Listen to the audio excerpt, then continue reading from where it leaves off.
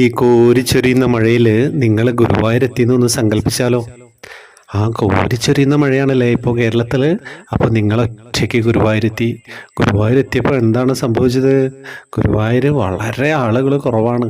നല്ല മഴയാണ്, നാല് ഭാഗത്തും നല്ല മഴ, കോരിച്ചൊരിയുന്ന മഴ. അങ്ങനെ നിങ്ങൾ ഗുരുവായൂരിലൂടെ ഇങ്ങനെ നടക്കുകയാണ്. തെക്കേ നടയിലൂടെ നടക്കുമ്പോൾ ഒരാളുണ്ട് വരുന്നത്. ആരാന്ന്? നിങ്ങളെ കാണാൻ ഗുരുവായൂർ വന്നല്ലേ. ഉണ്ണിക്കണ്ണൻ നിങ്ങളെ അടുത്തേക്ക് വരികയാണ്. എന്നിട്ട് ചോദിക്കുകയാണ്, എന്താ ഈ മഴയത്ത് വന്നത്? വേറെ ആരുമില്ലല്ലോ. അന്നേരം നിങ്ങൾ നിങ്ങളുടെ കുറച്ച് സങ്കടങ്ങളൊക്കെ പറഞ്ഞു. അപ്പോൾ ഉണ്ണിക്കണ്ണൻ പറഞ്ഞു, എന്നാ നമുക്ക് കുറേ നടന്നാലോ ഇതിലേ. അങ്ങനെ ഗുരുവായൂരപ്പൻ ഉണ്ണിക്കണ്ണൻ നിങ്ങളുടെ കയ്യും പിടിച്ച് ഗുരുവായൂരൊക്കെ നടന്ന് കാണിക്കുകയാണ്. ഇതാണ് ഇതാണ് ഗുരുവായൂർ കേശവൻ. അങ്ങനെ തിരിച്ചു വന്നു, അങ്ങനെ മഞ്ജുലാലിൻ്റെ അടുത്ത് പോകുന്നു, എല്ലാവരുടെയും കാണിക്കുന്നു. മഴയാണ്, കോരിച്ചൊരിയുന്ന മഴ.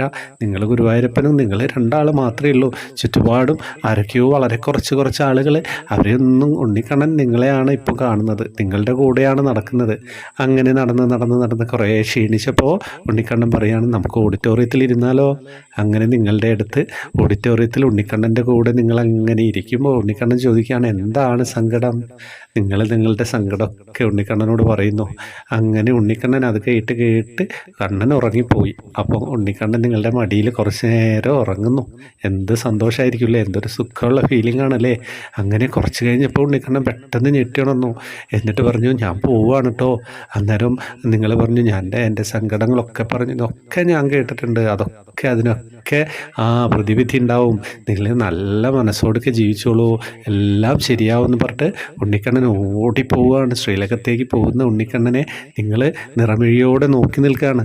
ഈ രാത്രിയിൽ ഉണ്ണിക്കണ്ണൻ തിരിച്ചു നോക്കി നിങ്ങളെ ചിരിച്ചുകൊണ്ടാണ് പോകുന്നത്. കോരിച്ചൊരിയുന്ന മഴയാണ്. ആ അന്തരീക്ഷത്തിൽ ഇങ്ങനെ ഒരു കാഴ്ച നിങ്ങൾക്ക് സങ്കല്പിക്കാൻ പറ്റുമോ? ഞാനതുകൊണ്ട് ആ രീതിയിൽ നിങ്ങളോടൊന്ന് പറഞ്ഞു.